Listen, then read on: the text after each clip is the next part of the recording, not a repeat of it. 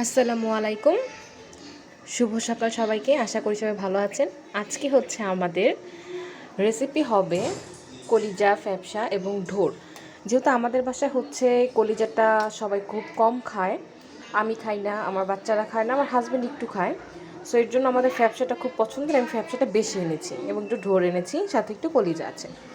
So আজকে এগুলো হচ্ছে ভুনা হবে এবং সাথে আজকে আমি কিছু বাসমতি চাল ছিল সেগুলো ভিজিয়েছি। আজকে বাসমতি চালের রাইস দিয়ে আমরা হচ্ছে ভাতটা রান্না করব এবং এগুলো খাবো।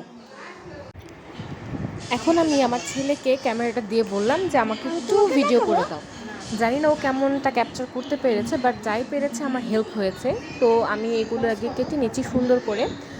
আর হচ্ছে আপনারা চিন্তা করবেন যে কলিজাটা আমরা যে চামড়াটা ফেলে নিই সেটা কেন ফেললাম না। তো আমি হচ্ছে যেখান থেকে কেটেছি তার আশেপাশে চামড়া ছিল না, যেই সাইডটুকু চামড়া ছিল সেইটুকু আমি হচ্ছে গরম পানি দিয়ে ওটা পরিষ্কার করে নিব এবং বাকিগুলো সুন্দর করে ছোট ছোট করে কেটে নিব।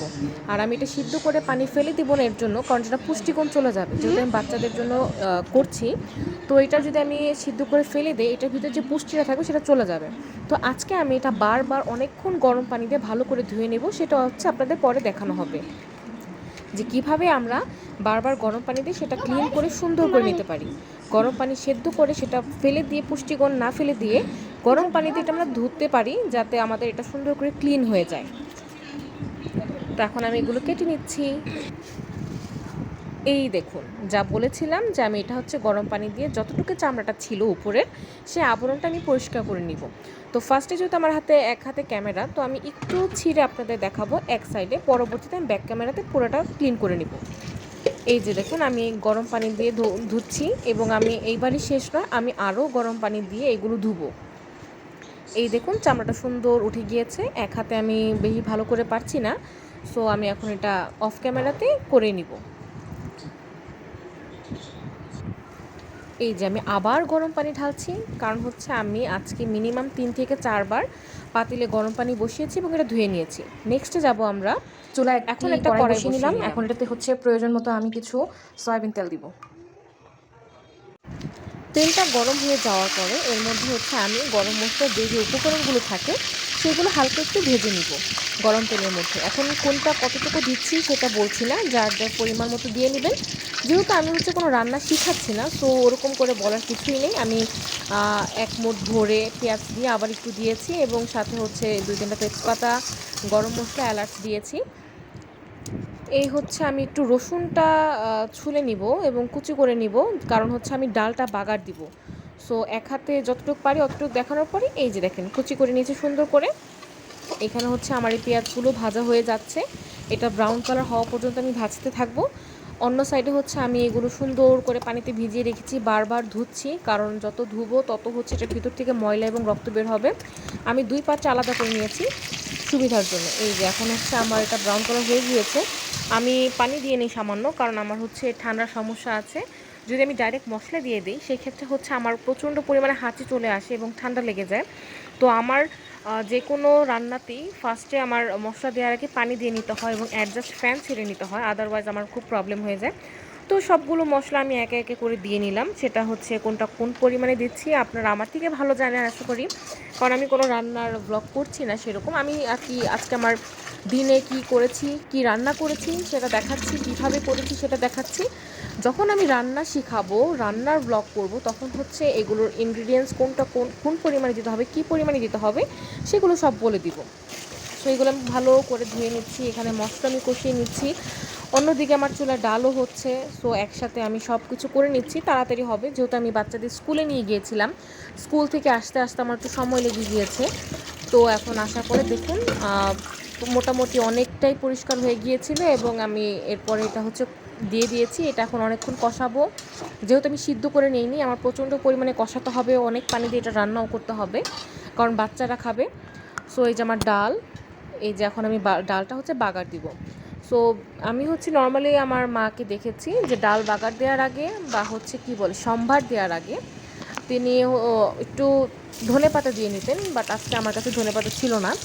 তো ধনেপাতা না থাকলে মোস্ট অফ দ্য টাইম হচ্ছে আমার মা একটু কালো কী বলে এটাকে জিরা দিয়ে দেয়, রসুন এবং পেঁয়াজ তো থাকেই। তো অনেক সময় হচ্ছে একটা তেজপাতাও দিয়ে দেয়, ছোট্ট একটা তেজপাতা, ঘ্রাণটা সুন্দর আসে এবং আমারও খুব ভালো লাগে।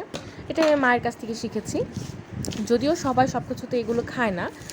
তো একটু টেবিলে একটু ময়লা ছিল, সকালে পরিষ্কার করতে পারিনি, তো এখন একটু একটু ক্লিন করে নিচ্ছি। কিছু বাটি বাটি অনেক কিছু ছিল, রাত্রেবেলা অনেক কিছু রাখা হয় যেটা সকালে ক্লিন করা হয় না। সো আমি যখন আমাদের বাসায় হেল্পিং হ্যান্ড আসে তখন আমি থাকতে পারি না, ওকে দেখিয়ে যে আমি এগুলো করাবো। সো একটু টুকটাক করে সব কিছু করে নিচ্ছি। এখন আমি ডালটা, খুবই ভয়ানক যাই যে কাজটা সবাই অনেক ভয় পায়, বাট আমি এখন এটাতে ভয় পাই না, আমি সুন্দর করে ওরকম করে দিয়ে দিতে পারি। নেক্সট আমি এটা আবার ঢেলে দিব, ঢেলে দিয়ে এটা হচ্ছে অনেকক্ষণ আমি জাল করব, প্রচুর পরিমাণে আমি জাল করব, কারণ আমি পাতলা ডাল এত পরিমাণে পাতলা খেতে পারি না, মোটামুটি একটা লেভেলে থাকে সেরকম করে খাই। সো ডালটা এখানে জাল হতে থাকবে। বাকি হচ্ছে প্ল্যাটফর্ম, রান্নার পরে হচ্ছে রান্নার যে জায়গাটা থাকে সেটা যদি আপনারা ক্লিন না করেন ভালো করে, আমার ভালো লাগে না আর কি। রান্নার সময় যদি জিনিসগুলো ক্লিন না হয়, রান্না বা যে কোনো কাজে আমার মনে হয় যে করে শান্তি লাগে না। সো সাথে সাথে এগুলো গুছিয়ে ফেলে ক্লিন করে ফেললে জিনিসটা কী হয়, পরিপাটি থাকে, বা ঘরের যেই ডার্টিনেসটা থাকে সেটা তো থাকে না। সো আমি এগুলো একটু বিছিয়ে নিচ্ছি, কারণ হচ্ছে কাচের উপরে কেউ প্লেট বা গ্লাস রাখলে তো একটু প্রবলেম হয়ে যায়, অনেক সময় শব্দ হয় বা ভেঙে যেতে পারে। সো আমরা এগুলোতে হচ্ছে প্লেট নিয়ে তারপরে খাই, বা এখানে যে মগগুলো রাখা থাকে এগুলো হচ্ছে বাচ্চারা যাতে স্টিলের কোনো কিছু নিতে গিয়ে ভেঙে না পড়ে বা কাচের সাথে কাচ বাড়ি লেগে নষ্ট না হয়ে যায়, সেই জন্য আমরা এখানে বেশিরভাগ স্টিলের জিনিস রাখি। এবং আমাদের কাচের মগ গ্লাস রাখার জন্য আমাদের হচ্ছে র্যাক আছে, সেখানে হচ্ছে আমরা সুন্দর করে রেখে দিই, ওখান থেকে আমরা নিয়ে খাই। এই যে আমার বাসমতি রাইসের, আমাদের রাইস বাসমতি চালের ভাত, এবং আমার এটা কষানো হয়ে গিয়েছে। আমি হচ্ছে এখন আর একটু কিছুক্ষণ কষানোর পরে পানি দিয়ে দিব। ডালের সাইডে একটু পরিষ্কার করে নিয়ে আমার ডালটা প্রায় হয়ে গিয়েছে, দেখুন, দেখতে পাচ্ছেন যে সেরকম পানি নেই, মোটামুটি একটা ঘন ভাব চলে এসেছিলো। তো এইখানে আমার সুন্দর, দেখেন কালারটা সুন্দর এসেছে, কারণ আমার প্রচুর কষানো হয়েছে, অনেকক্ষণ কষিয়েছি। এখন হচ্ছে আমি পর্যাপ্ত পরিমাণে পানি দিয়ে এটা সিদ্ধ করে নিব, কারণ কষানো হয়ে গিয়েছে, মোটামুটি সিদ্ধ হয়ে গিয়েছে। আমি একটা খেয়ে দেখেছিলাম, বাট বাচ্চাদের জন্য এটা আমার আরও সিদ্ধ করতে হবে। সো এরপরে যাব নূরের কাছে, ওরা যেন কি করে এসেছে। তুই নাচ খেলে তুমি ঘামছো কেন? নাচ খেললে নাচ আমাকে মারে, তার আমি খেলি নতুন করে খেলতে, আমি জিতেছে বলছেন না, তুমি নাচ জিতেছে, তারপর আমি সুন্দর করে ঘুরে ঘুরে তারপরে আমাকে মারছো। আমি কিছু করে নেবো, তুমি মানেই নেই। যাই হোক, ওর কথা কে কতটুকু বুঝেছেন জানি না। আমার রান্না সব কমপ্লিট, এরপর আমি খেতে যাব। কী কী খাচ্ছি, আমার ননদ আবার বড়া বানিয়ে পাঠিয়েছে, সেগুলো হচ্ছে আমরা খাবো। তো সবাই ভালো থাকবেন।